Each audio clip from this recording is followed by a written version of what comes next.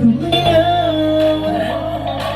แต่คงจะดีกว่าถ้ามีเธอข้างกันแค่ทำตามความรู้สึกแต่ใช้ใจเท่านั้นมาทำให้โมเมนต์นี้ได้แต่รักชั่วโมงนี้ชั่วโมงพิเศษสุดแล้วจะเทกันทางในช่วงเวลาดีๆด้วยกันได้คำนี้คือคนพิเศษในทุกเดนไนท์เธอคือเวลาผ่านทางของหัวใจช่วงเวลาที่เอาอะไรมาแลกฉันก็ไม่ยอม Everybody ฉันเองนั้นก็ต้องเป็นช่วงเวลาที่ดีเธอ Let's go ถ้าเธอนั้นอยากรู้อยู่กับฉันเป็นอย่างไรรู้ว่าน่าจะติดใจลองมาใช้เวลาด้วยกันก่อน For you just for you toเอาไว้ถ้าไม่อยากเหงาบอกเรา Let's go Come to me เธอเข้ามานี่เลยจะบอกให้เธอได้ฟังว่ามีเธอนั้นวันนี้ Let me เริ่มเดินด้วยกันที่นี่ลองใช้ใจดูสิกับอีกสักพักแบบว่าโคตรจะ easy If you will say you agree ห้ามทำวิไลตอบว่าใช่ in this time finally แค่เดินคนเดียวก็ไม่เหงา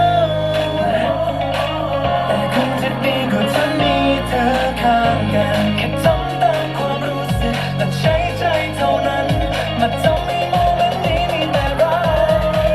ชั่วโมงนี้ฉันเริ่มพิเศษและจะเทกันทางมีช่วงเวลาดีๆด้วยกันเลยคำนี้คือคนพิเศษอยู่เท่ไหน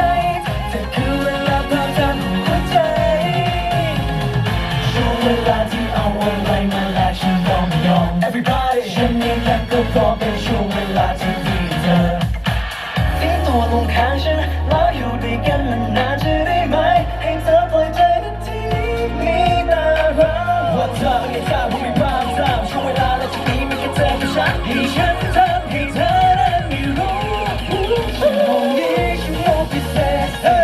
จะแค่กันทางในช่วงเวลาดีๆด้วยกันได้คำนี้คือคนพิเศษในช่วงเดนไนท์เธอคือเวลาผ่านทางของหัวใจช่วงเวลาที่เอาอะไรมาแลกฉันก็ไม่ยอม Everybody ฉันเองนั้นก็พร้อมเป็นช่วงเวลาที่ดีเธอ Let's go แค่มีเธอข้างกันไม่ทำอะไรฉันเลยไม่ยอมและฉันเองก็พร้อมเป็นช่วงเวลาที่ดีเธอ